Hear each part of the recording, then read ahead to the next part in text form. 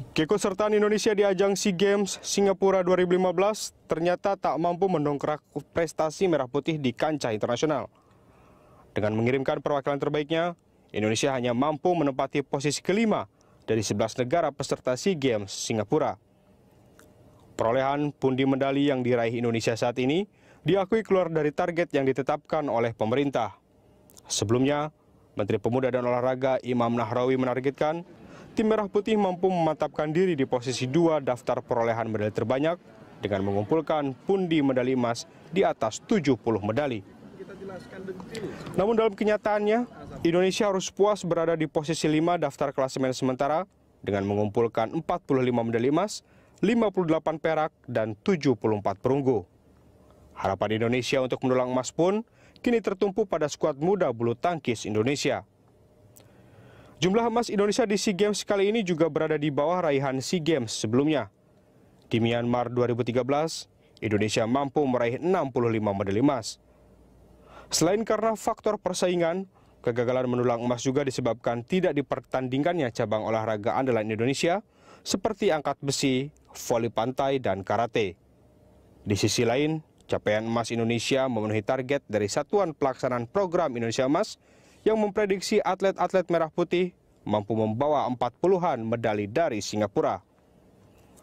Kegagalan Indonesia ini merupakan kegagalan kedua setelah sebelumnya juga sempat gagal pada SEA Games Filipina 2005 lalu.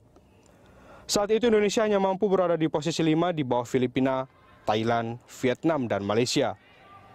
Lalu, apa sesungguhnya yang membuat Indonesia gagal dalam memenuhi target di ajang SEA Games Singapura?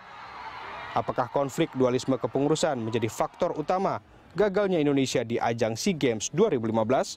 Atau bahkan atlet Indonesia lah yang tak sanggup mengimbangi perlawanan atlet negara asing?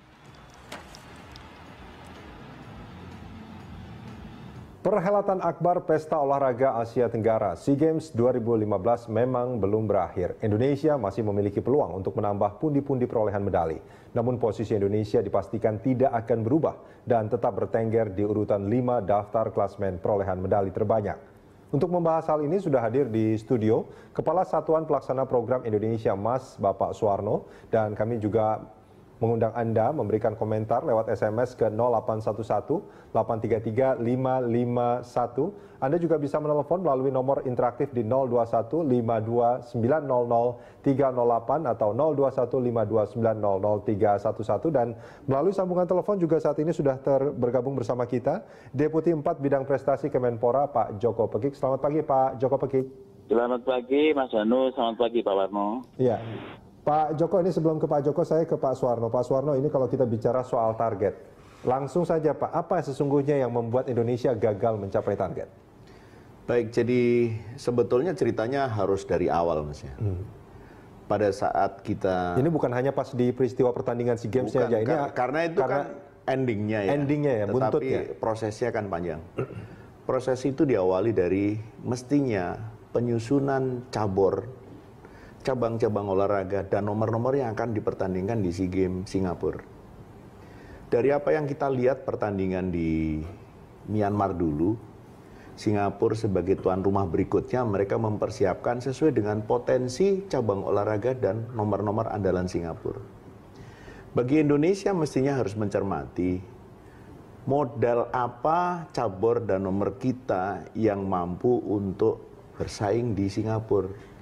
Sehingga dari awal mestinya pihak Indonesia dalam hal ini KOI dan cabur-cabur yang mempunyai keterkaitan dengan federasi internasional khususnya Asia Tenggara, mereka berjuang untuk mendapatkan cabang-cabang olahraga dan nomor-nomor yang dipertandingkan di Singapura yang juga ada kaitannya dengan potensi Indonesia.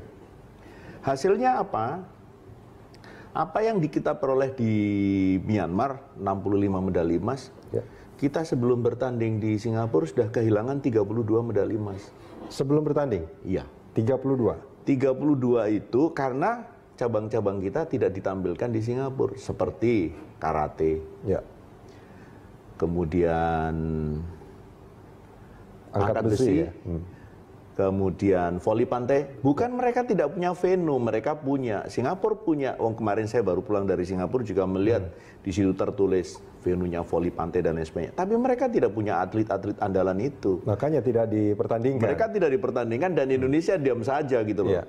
Nah ini harapannya mestinya. Kemudian memang ada sesuatu yang kaitannya dengan SEA Games. SEA Games ini berbeda dengan Asian Games maupun Olimpik. Ya. Karena SEA Games ini ditata oleh orang-orang Asia Tenggara sendiri, di mana hanya dibatasi 16 cabur Olimpik.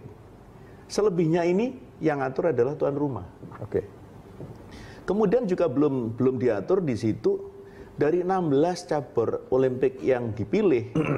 Juga di situ tidak ditentukan dari cabur itu harus berapa persen sih nomor yang harus dipertandingkan. Sehingga seperti contohnya balap sepeda. Balap sepeda itu kita kan ada track, ada BMX, ada downhill, mountain bikes, kemudian ada road race. Singapura hanya punya road race, jadi yang 3 nomor yang lain tidak dipertandingkan. Dan itu tidak dipermasalahkan oleh Indonesia gitu loh.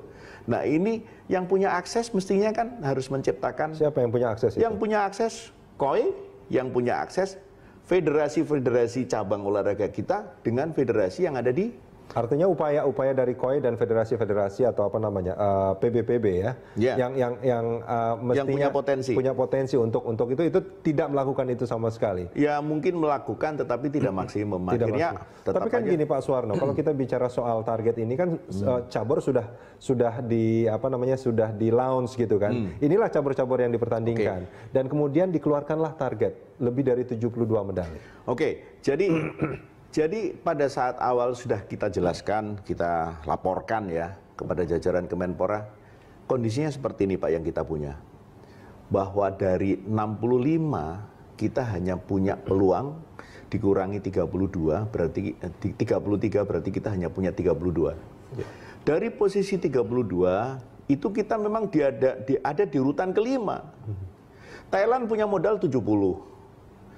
Kemudian Vietnam punya modal 39, Myanmar punya modal 38, kemudian Singapura sendiri punya modal 34, kita di 32. Yang turun drastis itu Myanmar, Indonesia bertahan di posisi itu, di nomor 5. Malaysia mereka naik sekarang ini. Kemudian setelah itu kita bicara lagi, bagaimana sih kita menyiapkan? Pada saat kita menyiapkan, pada saat bulan Januari 2015, Pak Joko Peke memimpin kami semuanya untuk melakukan rapat dan kami komitmen di situ. Ada 3 komitmen. Yang pertama, kita siapkan atlet untuk melaksanakan pelatnas berdasarkan track record. Apakah diambil dari kejuaraan nasional, artinya kejurnas atau mungkin hasil dari PON. Ya. Juga kita ambil dari track record internasional. Apakah single event maupun multi event yang pernah dialami oleh para cabang olahraga ini, para atlet kita. Yang kedua, atlet yang kita latih itu tidak mesti harus berangkat. Kenapa? Karena dari latihan itu akan kita lihat bagaimana sih hasil. Semacam seleksi lagi sebetulnya pelatihan ada itu. degradasinya. Bagi mereka yang kemudian berdasarkan tryout-nya, berdasarkan perkembangan berikutnya dihadapkan dengan kemampuan calon lawan, oh kira-kira tidak mendapatkan sesuatu medali ya, walaupun sudah melakukan pelatnas tidak ikut. Kemudian yang ketiga adalah yang pelatnas berangkat itu harus bisa diproyeksikan medali. Dari yang sekian banyak ini Mas kita ketemu ya. Ada berapa jumlahnya semua yang diberangkatkan pada awalnya? Pada pelatnas saya melakukan pelatnas sebanyak 549 atlet. 549. Ya. Kemudian Pak Joko Peke Kemenpora mengatakan, Pak alokasi anggarannya ini kita siapkan untuk 500 atlet. 500. Oke. 500 dari 549 kita saring sedemikian rupa, akhirnya kita temukan 500. 500. Artinya 49 orang ini 49 dianggap yang apa namanya levelnya di bawah yang lain lah seperti itu ya. Dari kondisi seperti itu kita lihat ternyata banyak nomor-nomor yang jumlahnya cukup besar, tetapi kita tidak mampu untuk menyiapkan atletnya. Contoh, atletik itu ada 46 nomor yang dipertandingkan di Singapura. Atlet Indonesia hanya ada 21 nomor. Jadi sekian banyak itu kami tidak punya peluang untuk mendapatkan medali emas, apalagi jumlah nomornya sedikit. Berikutnya kita juga menembak. Menembak itu cabangnya 26. Ya. Kita hanya punya 3. Kemudian layar. Layar cabangnya 20, nomornya 20. Kita juga hanya mampu menyiapkan 3 nomor.